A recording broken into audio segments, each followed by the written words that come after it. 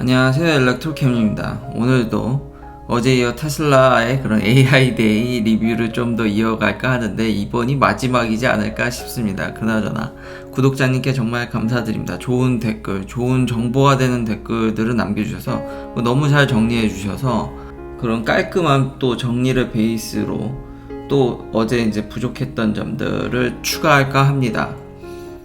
정말 까면 깔수록 양파 같은 회사고, 이번 것들은 자율주행뿐만 아니라 결론은 테슬라가 클라우딩 서비스 아니면 아마존이 자랑하는 아마존 웹 서비스죠, AWS 같은데 충분히 경쟁할 수 있는, 거기서 이제 머신러닝을 서포트하는 것도 가능하기 때문에 이 회사의 확장력은 무궁무진하다고 할 수 있겠습니다. 그리고 어제 그런 컴퓨테이션 슈퍼컴퓨터 랭킹을 했을 때 제가 이미 예전에 그런 생태계, 그 애플 생태계도 얘기를 했었기 때문에, 그렇지만 그냥 이제 컴퓨테이션 파워를 그냥 받아들이면은 그런 부분들이 좀 설명이 부족했는데, 잠깐 요 단위라고 해야 되나요? 하여튼 이제 해프리시전에서 엔비디아에서 갖고 온 건데, 이제 딥러닝을 어떻게 이제 퍼포먼스 프리시전 트레이닝이나 이런 것들을 이제 잘, 그러니까 튜닝하는 조건이라고 해야 될까요? 그러니까 FP16으로 하게 되면 이걸 프리시전이라고 얘기하는데, 프리시전을 좀 떨어뜨리면은 컴퓨테이션 파워, 그러니까 계산하는 게 확 올라갑니다. 32, 64로 갈수록 프리시전은 올라가지만 그게 계산량이 쭉쭉쭉쭉 내려갑니다. 그래서 사실 테슬라의 이런 발표를 보면은 이제 여기서 좀 이제 설명을 했는데, 그 정도만, 그러니까 요런 그런 어떤 계산을 하는 데 있어서도 조건을 어떻게 하냐에 따라서도 약간은 그런 것들이 이제 조절 가능하다는 정도만, 야, 이런 단위도 나도 어디 가서 안다, 뭐 이렇게 얘기하실 수는 있을 것 같습니다. 근데 그것보다도 여러 가지 내용들이 참 있었는데, 그러니까 얼마나 옵티마이제이션, 계속 얘기하는 효율성의 증대와 옵티마이제이션인데, 핵심적인 부분들은 제가 전에도 이런 패키징이나 이런 외부적인 면들, 본 게임이 안 되니까 바깥에서 이제 더 심하다고 했는데, 테슬라가 그것에 대해서, 그리고 구독자님께서도 정확히 집어주셨듯이 이 IO-링, 그러니까 대역폭을 엄청 늘리는, 발표에서는 기존에 알려져 있는 것에 이제 2배로 늘렸다라는 거죠. 왜냐면은 나중에 가면은 이런 칩들을 모아다가 이분이 이런 타일로 만들죠. 그리고 이 타일을 또 여러 개로, 여러 가지로 이렇게 막 이렇게 연결합니다. 그러다 보니까 서로 이런 병렬 연결들, 그러니까 칩들 간의 어떤 상호 통신, 그런 것들이 중요하게 되고, 거기서 이제 속도가 줄게 되면 백날 이 안에 뭐 7나노, 5나노 뭐 이렇게 잘 만들어도 칩 안에서야 이렇게 잘 하겠지만, 또 칩 간 통신 능력은 떨어지는 게 사실입니다. 아주 정확히 그래서 집어주셨는데, 그래서 사실 그런 것들 통폐합하느라고 시스템 온 칩, 시스템 온 웨이퍼까지 뭐 그런 얘기들이 이제 나오는 게 이제 대역폭을 올리기 위한 하나의 작업인데, 테슬라가 그것에 대해서 이제 2배 더 빠르다, 그것뿐만 아니라 이제 나중에 가면 하이 밴드위스 IO로 해서 트레이닝 타일에서도 9TB/s으로 움직이는 이 타일 간의 어떤 그런 규격들을 확 늘려가지고 서로 통신을 더 원활히 하게끔, 현재 어떤 그런 병목 형상들을 우리가 이렇게 해결을 하겠다, 그래서 더 빠른, 더 이제 대단한 슈퍼컴퓨터를 할 수 있다라는 것을 이제 발표를 했었습니다. 근데 이런 디테일한 것들은 제가 찝지 않아서 그냥 참 대단한 회사죠. 그래서 이런 것들을 묶어서 한데 풀리 인테그레이션 해서 이제 로드맵도 어느 정도 했죠. 젠 1과 이제 넥스트 제너레이션까지는 10x 임프루먼트를 하겠다라는 겁니다. 뭐 물론 이런 대체적인 그림을, 큰 그림을 그렸지만 이제 뭐 더 10x를 하는 거에 대한 디테일은 없습니다. 그렇지만 이렇게까지 설명한 기업이 있는지, 뭐 물론 사실 큰 컨셉은 이걸 보면서 느낀 점이 뭐냐면은 애플이랑 참 비슷하다라는 겁니다.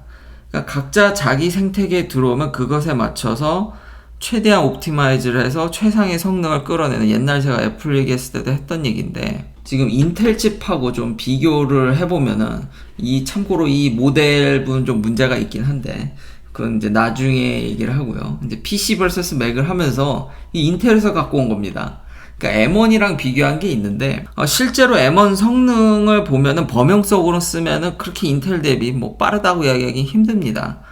그렇지만 범용성을 버리고, 그 구독자님께서 결론으로 댓글에도 너무 좋게 남겨주셨던 그건데 제가 초기부터 계속 저도 그걸 아주 강력히 동의하는 이야기를 많이 해서, 범용성을 버리고 자기 생태계에서 그러니까 기능이 이렇게 제공되는 걸 쓰면은 정말 최상의 극한의 퍼포먼스를 느낄 수 있습니다.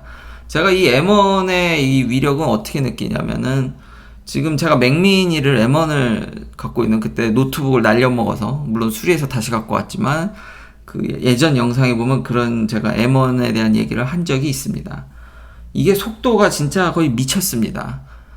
그럼 또 이제 너무 애플 찬양인데 저같이 이제 매일 하루에 영상을 하나씩 만드는 거 이거 렌더링하고 이제 하나의 파일로 만드는 다 모아서 그 작업 시간이 생각외로 꽤 걸립니다. 그러니까 애플이 지원해주는 소프트웨어랑 지원해주는 기능 하에서 영상을 제작하게 되면은 극한의 속도를 만끽할 수 있습니다. 이건 진짜 빨리빨리 만들고 싶으면 제가 생각에는 이거 말고는 답이 없습니다. 현재. 물론 당연히 애플이 지원하는 소프트웨어와 애플이 정해놓은 기능 하에서만 이 기능이 나온다라는 점. 그래서 인텔이 이렇게 까죠. 여러 가지 어떤 확장성 기능면들 그 지원 안 되지 않냐. M1의 가장 치명적인 단점은 limited device support. 다 limited.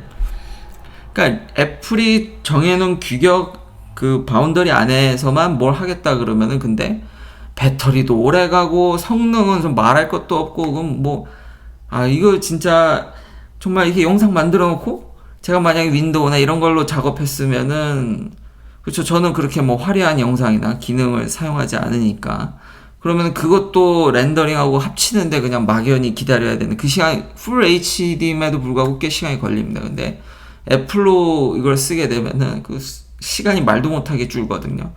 다시 한번 강조하지만 그렇다고 해서 뭐 M1이 최고인 건 아닙니다. 그건 애플이 정해놓은 거기서 하면 그러니까 테슬라도 비슷하다라는 거죠. 범용성 속도는 아직 슈퍼컴퓨터로서 어제 계산한 거 약간 슈가 코팅이 들어갔다고 생각하시는 분들도 있었기 때문에 그 랭킹이 한 뭐 이제 현재 쓰고 있는 엔비디아 GPU를 하는 것보다 약간 떨어지는 그 정도가 나올 수는 있는 것지만 테슬라의 어떤 옵티마이즈된 그 환경에 맞춰진다라면 정말 극한의 성능을 뽑아낼 수 있기 때문에 어떤 연산 이런 거에 있어서는 이런 딥러닝에 있어서는 회사들이 이런 빅테크 그룹들이 반도체 디자인까지 손을 대지 않나. 그게 요즘의 트렌드 그리고 이런 패키징 그리고 이런 타일 간의 병렬 연결했을 때 그런 대역폭을 늘려서 통신 성능을 늘려서 스케일링을 했을 때 그 떨어지는 거를 이제 부족함을 막아주는. 그러니까 속에 백날 연산 빨리 해봐야 나가는 것들이 과부하가 진짜 많이 걸리는데 테슬라가 그것에 대해서 정확히 인지하고 이런 디자인을 해서 앞으로 일을 하겠다. 그러면은 이게 만약에 이렇게 성공한다 그러면은 단순히 자율주행용으로 이 머신러닝을 하는 게 아니라 어제 그런 HDMap 같은 HDMap을 한다는 게 아니라고 그랬죠. 근데 못할 이유가 없다라는 거죠. 단지 효율성이 떨어지니까 할 이유가 없는 거지만 그러면 이걸 가지고 슈퍼차저 같이 남들한테 열어주듯이 지금 이거 트레이닝 소프트웨어를 다른 사람한테 줄 수도 있지 않나. 이런 클라우딩 컴퓨팅 서비스를 테슬라가 할 수 있지 않겠냐. 자기만의 그런 생태계를 꾸려서 이런 칩들과 서버들을 꾸민다라면 충분히 AWS랑 승부를 걸어볼 만하지 않겠냐. 다방면으로 이게 할 수 있는 뭐 물론 근데 이게 뭐 당장 어떤 이건 계획이지 아직 이제 나오진 않았으니까요. 그래서 이 기사에 보면은 또 재미난 얘기를 하는데 이런 웨이퍼나 웨이퍼 일드에 관해서도 그런 거를 좀 노리고 얘기한 게 아닌가라는 또 생각도 드는데 또 정보 전달을 위해서 이게 반도체 생산이라는 게 일드가 그러니까 수율이죠. 영어로는 일드인데 그게 그렇게 100%가 아닙니다. 별의별 일이 다 터집니다. 디펙이 참 많아요. 그래서 그 디펙을 어떻게 하냐가 참 관건인데 인텔이 지금까지 정말 근데 대부분 반도체 회사들이 이런 트릭을 쓰긴 하는데 최근 여기 기사에서는 어떻게 하는지 모른다고 나와 있긴 하지만 사실 최근도 그렇게 크게 달라지진 않은 것으로 저는 알고 있습니다.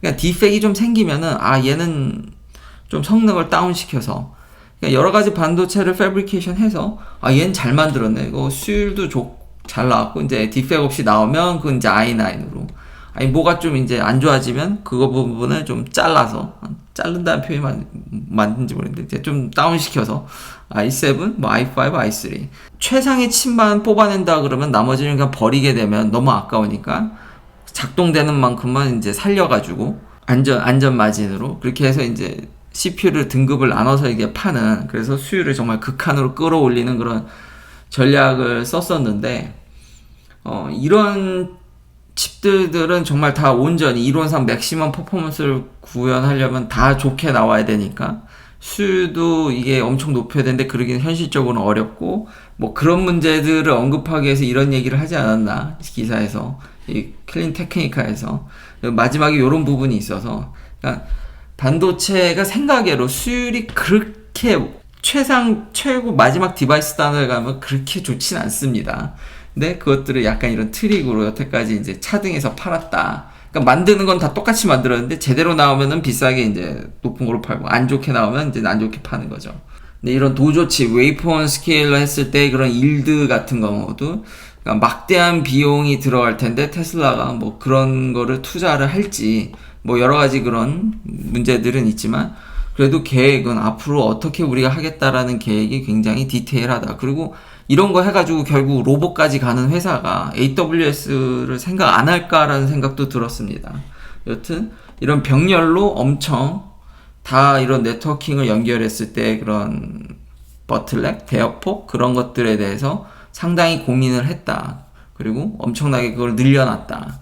그래서 원활히 가능할 것으로 보입니다. 또 재미난 뉴스로, 그래서 이런 자율주행에 대한 평가, 또 리더보드가 또 나왔거든요. 2021년 2분기. 이런 전문가분들도 참, 물론 왜 이렇게 평가를 했는지밖에 이해는 하는데, 이 리더보드 예전에 보신 분들 있을 겁니다. 이거 보면 테슬라가 꼴찌죠. 팔로우라고. 지금 앞선 이런 발표 내용을 보면 이게 이게 이렇게 할 수 있을까요? 물론 왜 이렇게 했는지는 저도 예전에 제가 이유를 다 설명을 했었죠. 이렇게 평가가 될 수밖에 없는 거는 어떤 정부에서, 특히 캘리포니아 주정부가 요구하는 이제 디스인게이지 리포트라든지 현재 자율주행에 대한 공식적인 평가 잣대가 이렇게 많지가 않기 때문에 좀 한쪽으로 왜곡될 수 있는데, 그런 것들을 기준으로 하면 여전히 테슬라가 이렇게 바닥이다. 당연히 이제 일론 머스크의 트윗을 보면 이것에 대해서 언론 사람들이 일론 머스크한테 이제 물어보죠. 사람들이 정말 이것에 대해서 정말 어떠한 클루도 갖고 있질 않다. 좀 이해도가 떨어진다고 얘기를 하는 거에 대해서 일론 머스크도 노비라고 동의하는 no clue 노비입니다. 아직 이해가 잘 안 되는 거죠. 이런 발표를 보고도 물론 이 자료는 발표 보기 전에 만들었겠죠. 그리고 왜 이렇게 나온지 다시 한번 이해는 하지만, 이 기준에서는 이렇게밖에 안 나온다는 건 알지만 그래도 너무 현실과 동떨어진 거를 전문가분이 이렇게 쓰는 게 좀 안타깝긴 하죠. 전문가분들도 이렇게 현실과 조금은 좀 괴리가 있는, 뭐 근데 일맥상 뭐 아직 상용화한 건 아니니까요. 그러니까 기술 과시하려고 한 건 아니지만 깊게 정말 잘 설명을 한 거지만, 어찌 보면 또 이걸 해석하게 되면 기술 과시로도 될 수 있는 거니까, 하루빨리 테슬라가 이런 좋은 컴퓨테이션 파워와 자신들만의 옵티마이즈 된 걸로 이제 자율주행이면 자율주행, 뭐 여러 가지 면에서 좀 두각을 빨리 나타내 줬으면 좋겠습니다. 그리고 최근에 일론 머스크의 그런 자율주행에 대한 어떤 트위터는 참 너무 솔직해서 이제는 좀 뭔가 CEO로서의 면모라고 해야 될까요? 여기 그냥 FSD 베타 9.2는 그렇게 좋지 않다라고 일론 머스크가 트윗에 이렇게 직접 얘기를 했습니다. 그리고 아직 이제 개선해야 될 게 많다라는 거죠. 여기 보면 하이웨이랑 시티 스트리트를 이제 다 하려다, 그러니까 그 스택을 싱글 스택으로 다 하려다 보니까 엄청난 양의, 당연히 엄청난 양의 뉴럴 네트워크 리트레이닝이 필요하죠. 지금 이런 계획들을 다 얘기했고, 이걸 다 다시 이제 하려면 엄청난 양의 이렇게 해야 되기 때문에, 아직 개선에 하려면 그 많은 노력과, 그리고 자신들의 그 오토파일럿 팀의 엄청난 노력, 이런 것들을 언급하면서, 이런 것들은 좀 CEO로서의 면모가 예전 같은 그냥 마치 금방 나올 것 같다, 뭐 그런 뉘앙스가 아닌 현실적인, 좀 더 현실적인 이야기를 했다고 해야 될까요? 그래서 이런 거는 좀 높게 삽니다. 그리고 제가 이제 좀 마음이 돌아섰다라는 거는 레벨 5는 아닙니다. 저는 잘하면 계속 레벨 3면 진짜 잘한다고 그래도 희망적으로 얘기를 했는데, 이런 좀 디테일한 플랜을 보니까 거기는 좀 할 수 있지 않을까 라는 생각이 정말 거기만 가도 진짜 대단한 겁니다. 그리고 다시 한번 어떠한 자동차 회사가 이런 플랜을 이렇게 디테일하게 얘기해준 회사가 있습니까? 예, 없습니다. 참 대단한 회사고 정말 포텐셜은 무궁무진하고 확장할 여지는 정말 많다. 클라우드 서비스까지 어떤 자신들만의 이런 생태계를 꾸려서 분명히 테슬라만의 옵티마이즈 된 게 시장에 뭐 어떤 영향을 줄지 크거나 뭐 좀 작을 수는 있지만 확실히 영향력은 있습니다. 이거는 왜냐면 각자 고유의 그런 옵티마이제이션은 정말 그건 고유한 거기 때문에 시장에서 제 생각에는 먹히긴 할 겁니다. 근데 그게 크냐 좀 작냐의 차이지 이거는 확실한 거는 맞는 것 같습니다. 빨리 제품이 나오는 게 중요하겠죠. 긴 영상 시청해 주셔서 감사합니다. 내일도 테슬라 관련 이야기들로 찾아뵙겠습니다.